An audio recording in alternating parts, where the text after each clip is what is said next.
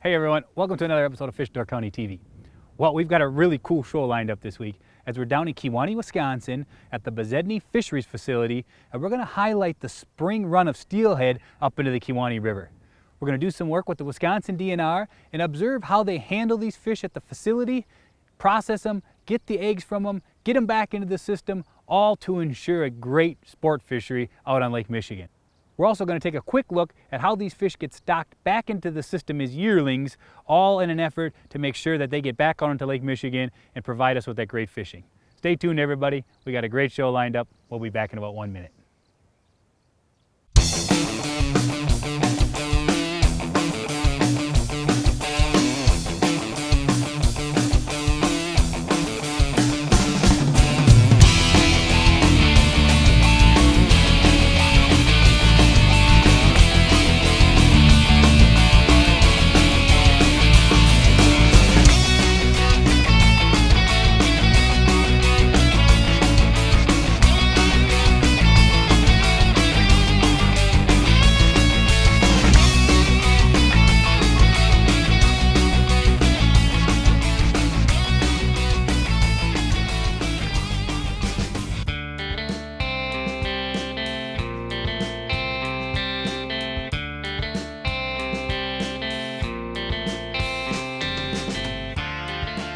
So my name is Nick Legler. I'm a fisheries biologist with the Wisconsin DNR in Sturgeon Bay, and today we are here at the Besadny Fisheries Facility on the Kewaunee River, and we are collecting eggs from steelhead for our Great Lakes stocking and management program.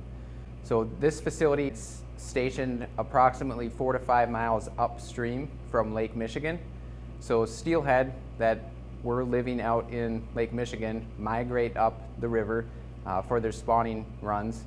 And here at the facility, we're able to collect those fish, where we collect biological data on those fish, and then we're also collecting eggs at the facility today.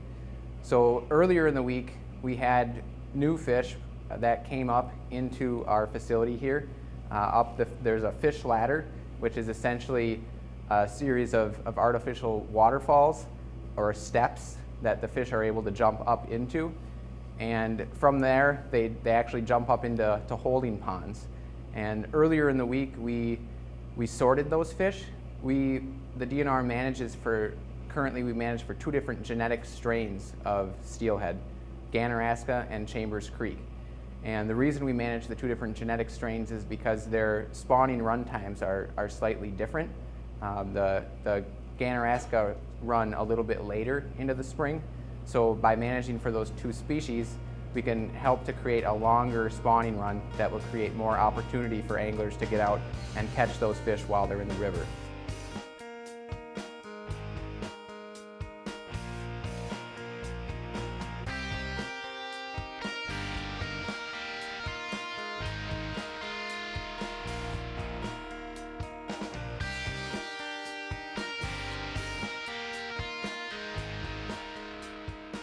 So earlier this week on Monday, we sorted the fish. We processed probably about 350 steelhead, and we sorted those fish by genetic strain. And while we did the sort, we collected a series of biological data on those fish that we can use to help manage the fishery. That information included the length of the fish, the weight of the fish. We looked the fish over for sea lamprey scars, and we put the Ganaraska and the Chambers Creek back into different ponds at this facility here, so that today, when we're actually here doing an egg collection, we can bring out all of one of the genetic strains and we can spawn those fish. So once the steelhead jump up into the ponds here, we'll push the fish from the pond into the small raceway here, and then all the fish will essentially get pushed down the raceway, where we'll bring them into the building facility here, where we can collect the data and the eggs on the fish. So once we get the fish pushed through the raceway, they actually get pushed into a small lift or elevator, where we'll lift the fish up from the raceway right into the building here, where we put them into a tank that has CO2 bubbled up into it. That essentially helps to calm the fish down and knocks them out a little bit. And then today we're doing 2 things. We're collecting eggs for the hatchery, and then we're also collecting fish for fish health sampling. So We have approximately 60 fish, 30 males and 30 females, that we're going to be collecting for fish health sampling, and those fish are getting a full diagnostic check on them by the fish health staff from Madison. They're basically cutting those fish open. They're looking for any internal and external signs of disease. Basically, we're using these fish to create fish for stocking, and we want to make sure that they're healthy. The other goal today is to collect fish for the hatchery. We're going to be spawning a male Chambers Creek steelhead with a female Chambers Creek steelhead, and going to mix the eggs and the milk. Those eggs, the fertilized eggs, will get water hardened, and then they will be taken to the Kettle Moraine Springs Fish Hatchery, where they'll hatch out, they'll grow, and eventually they'll get stocked back into our rivers to help support the Lake Michigan fishery.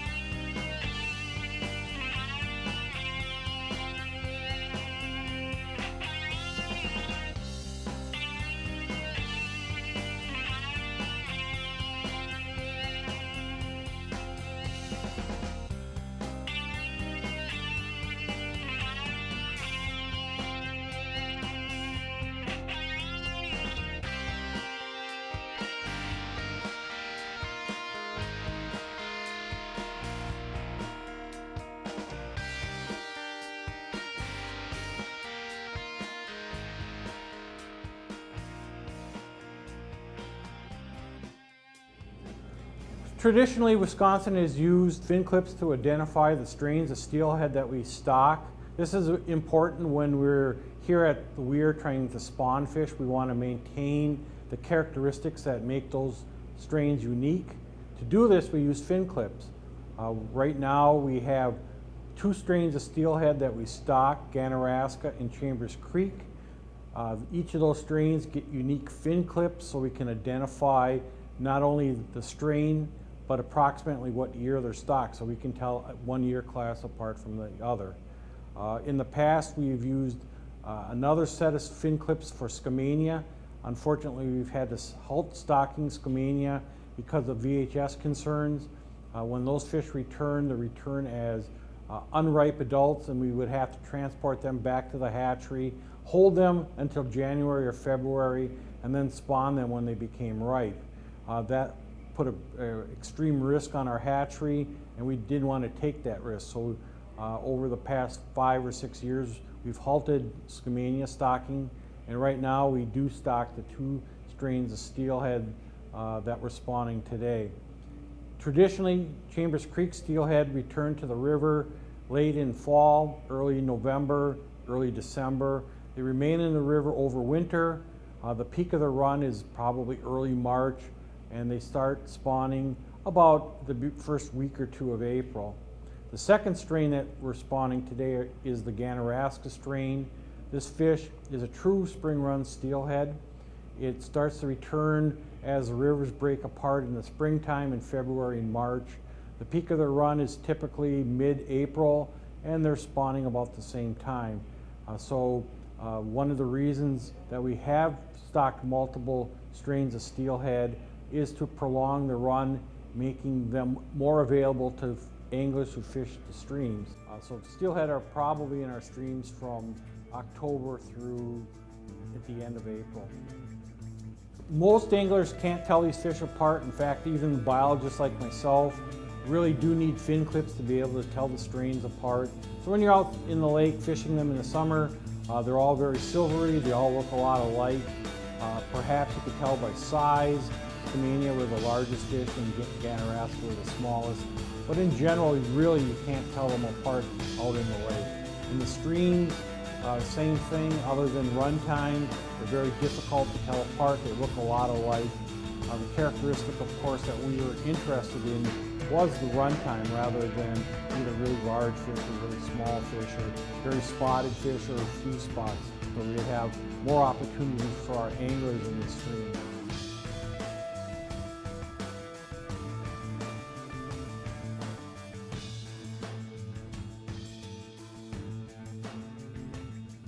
So in order to differentiate between the two different genetic strains, before the fish are stocked into the lake when they're small, when they're about 7 to 8 inches long, we actually clip certain fins on the fish. That way when those fish return to the river or return to the facility here and we want to collect eggs from them, we can differentiate between the two different genetic strains simply by looking at which fins are clipped. Here we have a male steelhead, and I'm just going to kind of go through and point out the different fins on the fish. This is the adipose fin.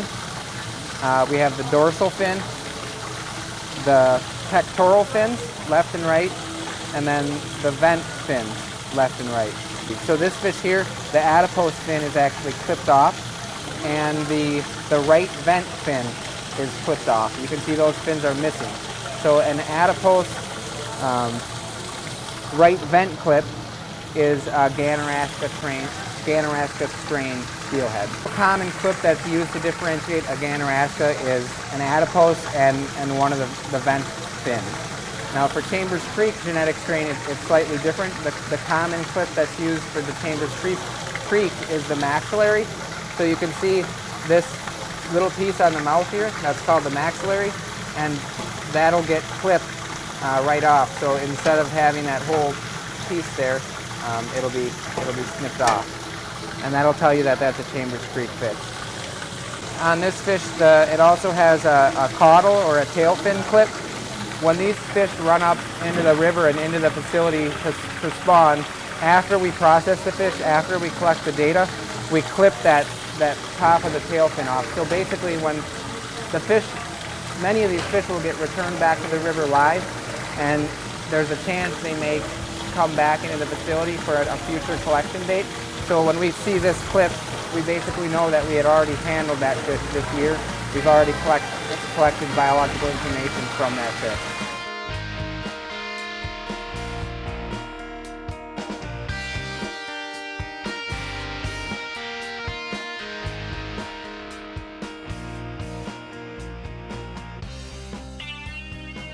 Well guys, that was some interesting footage again. Just cool to see how the whole process works in terms of getting the fish in from the river into the fisheries area, the fish get handled, processed, the eggs collected, and it's all done to ensure that great sport fishery out on Lake Michigan. The next step in the process, of course, is to actually see these yearling fish that were collected the year before as eggs, in the same way we just saw right now, get released back into the system. Basically, it's a pretty simple process. The trucks will pull up, they'll actually set up over a bridge area here, and a fisheries technician will pump the fish from the truck straight into the river system. Today we watched about 13,000 of these steelhead get released into the river, anywhere from 6 to 8 inches in size. Now these young fish are well taken care of. They'll imprint on this river right here, they'll head out into Lake Michigan, and eventually they'll work their way back up in an attempt to get back to this area, but because we're upriver from the fish area, they'll actually get stopped by that, so the whole process can continue again.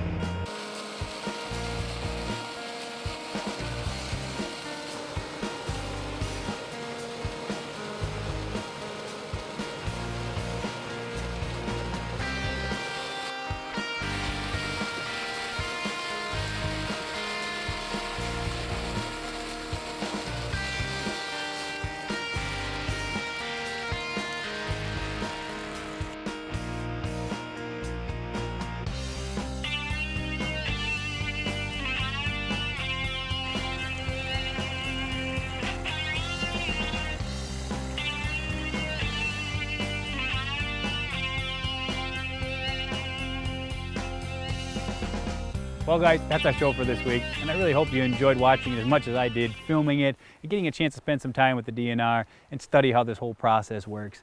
It's really cool sometimes to take a look behind the scenes at our great fishery here in the Door and Kewaunee County area, just to see how much effort and work actually goes in to ensure that we have that great sport fishing we all enjoy so much.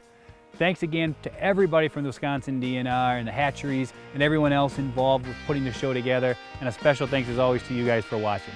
Be sure to tune in again soon for another episode of Fish County TV.